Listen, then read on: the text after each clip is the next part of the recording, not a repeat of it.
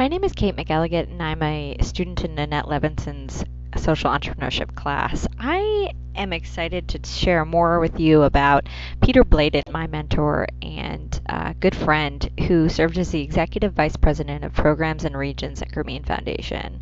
In that role, Peter oversaw all microfinance and technology programs as well as the Foundation's global strategies. Peter started the Grameen Technology Center 10 years ago, and it was just an idea on 2 pages of paper, and it's grown to be a multi-million-dollar endeavor that is changing the face of technology and the poor. What became apparent in my interview with Peter was that he was a clear fit with many of the characteristics of the social entrepreneurs we've studied in class. I thought it would be interesting to start with a quick highlight reel from the interview.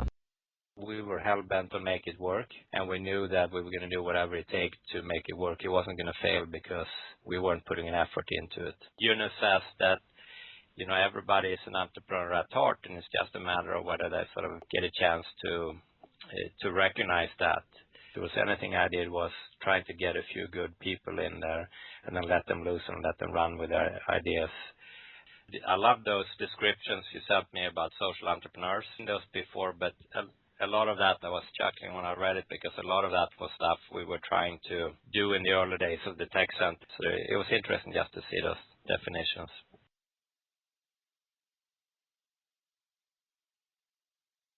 Talk about Schwab Foundations, the innovation, sustainability, reach, and social impact. Those were a lot of the criteria we laid out from the very beginning, and it's fun to see that other people have similar criteria on it. It's interesting, and that's sort of what we want to talk about. I'd like to just sort of start back at what compelled you, early in your career to decide to work in the startup world, first of all, before you even got into the sort of the social space. The fact that I jumped on the opportunity to go to the U.S. and try out what then was an unknown company, that was more of the adventure streak in me, that I wanted to just see what it would be like to work in a different environment and a different culture and country. And particularly because I've been backpacking around the world and wanted to get out and see what was outside of the border of my home country. And then when I ended up at Microsoft, that was just a great entrepreneurial experience. It really was an environment where, particularly in those early days when it was small, where you were given a lot of big tasks, very undefined, and you kind of had to define it up and have to just go with it. Sort of look at that and say that environment sort of awoke the dormant entrepreneur within me. And, it's a little bit what Eunice says, that, everybody is an entrepreneur at heart, and it's just a matter of whether they sort of get a chance to recognize that. Because there was also an environment a lot about thinking big. It was sort of, unless it was going to have a global scale, it wasn't really interesting. And the social aspect of social entrepreneur probably came in from my childhood or where I grew up, and my mother was a social worker, and I sort of saw that side of it, and I like to combine the two of those, the do-good social side with sort of the entrepreneurial business-minded side that I learned at Microsoft mainly. Was there anything that almost stopped you from taking that chance? It was the only time my parents were kind of actively questioning whether I should be doing that. Because I had a job at the Federal Reserve, which is what I studied with economics.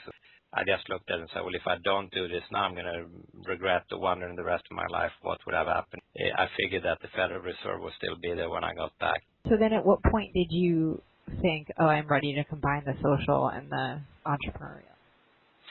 I spent about 10 years at Microsoft and finally reached the point where I was burnt out by it. It's gotten a little bit too big as a company. I think it grew from 1,800 to when I joined to 28,000 people, so it was a little too bureaucratic.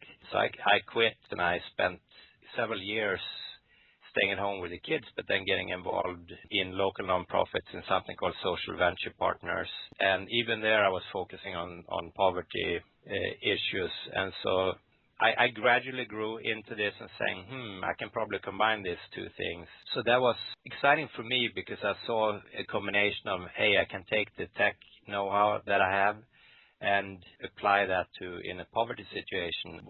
So it was just a natural fit to combine both my interests and a little bit of my background. So you sort of got involved in the social venture space overall. And one thing I particularly liked about it was particularly when you look at microfinance, well-run microfinance really scales.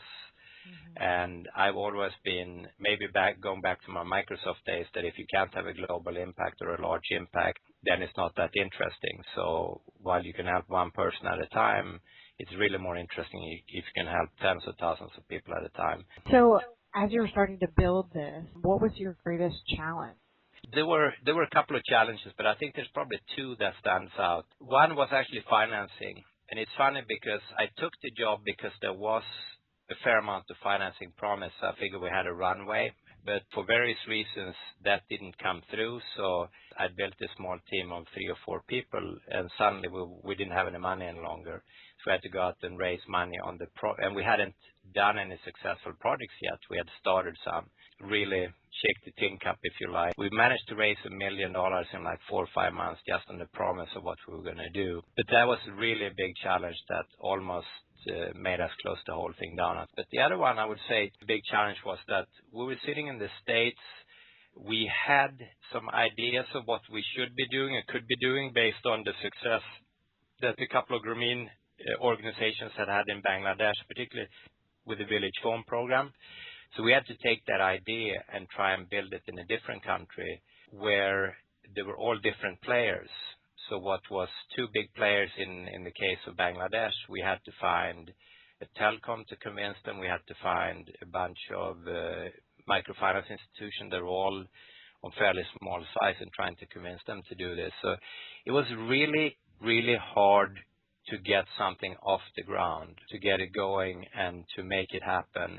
So we spent a lot of time on airplanes and we spent a lot of time on the ground, both because you're dealing with a development world environment and also because you're trying to, in this case, take mobile phones out to villages where they haven't had them before. So you have to find the right local partners to leverage. We were hell-bent on make it work, and we knew that we were going to do whatever it takes to make it work. It wasn't going to fail because we weren't putting an effort into it.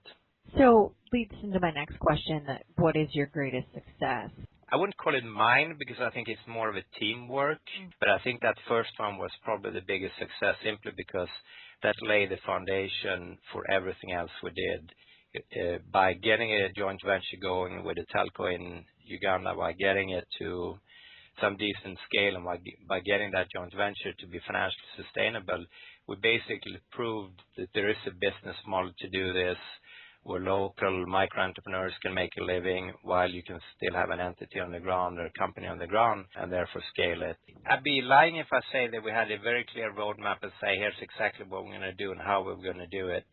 We kind of knew what the next step was, and we knew what we had to do in the next step, and we were pretty rigorous about thinking about what is the next step and what could that lead to. I think it's dangerous, and it goes frankly, for whenever you innovate in business as well. You don't really know how the market is going to perceive something, what's going to be successful or not. You can have a hunch about it. It's important to be very nimble, to listen to the input, to learn as you go along. And I think it's a great analogy for whenever you have a big, complex problem, and social problems are big and complex, you can get overwhelmed by trying to, design something that's going to work for everything. And instead, what you have to do is you sort of have to take what's the next step.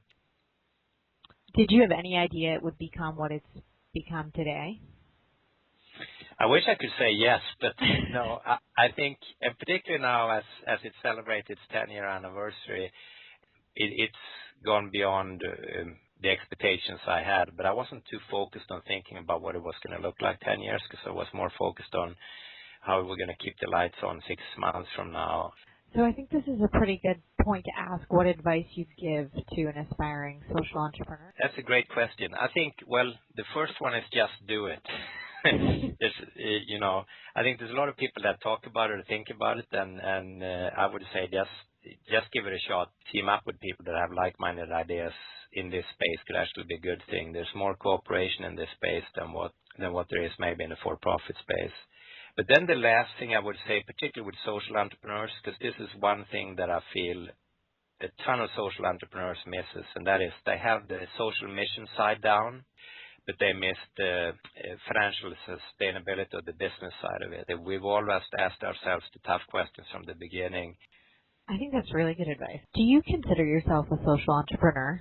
I don't go around and say that I'm a social entrepreneur, but doing interviews like this and reading these descriptions that you talk about what a social entrepreneur is, I think I would probably say that, I kind of stumbled into this space, and I've probably been part of doing my little part in this space. So I would probably say that, yeah, that's probably a pretty apt description of what I've been doing for the last 10 years or so.